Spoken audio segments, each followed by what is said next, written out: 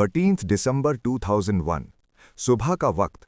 Indian parliament के अंदर सब कुछ नॉर्मल लग रहा था, लेकिन कुछ घंटे पहले एक ऐसी वार्निंग इंटरसेप्ट हुई थी जो अगर समय पर समझ ली जाती तो शायद इतिहास कुछ और होता।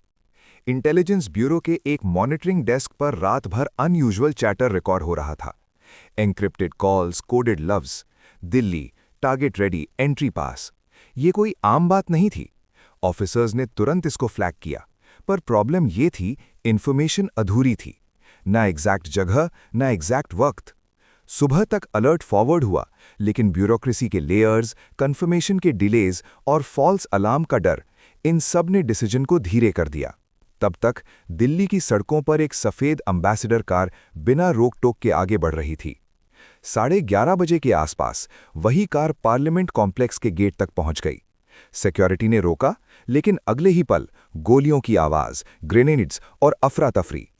5 हेविली आर्म्ड अटैकर्स और उनका टारगेट इंडिया का सबसे बड़ा डेमोक्रेटिक सिंबल। सिक्योरिटी फोर्सेस ने तुरंत रिस्पॉन्स दिया और कुछ ही मिनट्स में एनकाउंटर शुरू हो गया। लेकिन सवाल ये है, क्या ये सब रोका जा सकता था? अटैक के बाद पूरा देश शॉक में था। 9 लोग शहीद हुए और इंडिया पाकिस्तान के बीच टेंशन इतनी बढ़ गई कि दोनों देश वॉर के किनारे आ गए। बॉर्डर्स पर लाखों सोल्जर्स तैनात हो गए। एक छोटी सी गलती, एक और ट्रिगर और फुल स्केल वॉर शुरू हो सकता था। बाद में जब इन्वेस्टिगेशन हुई तो वही इंटरसेप्ट, वही अधूरी वार्निंग फिर से सामने आई। कुछ लोगों ने कहा अगर उस वक्त और अग्रेसिवली एक्ट किया होता तो शायद अटैकर्स गेट तक पहुंच ही नहीं पाते।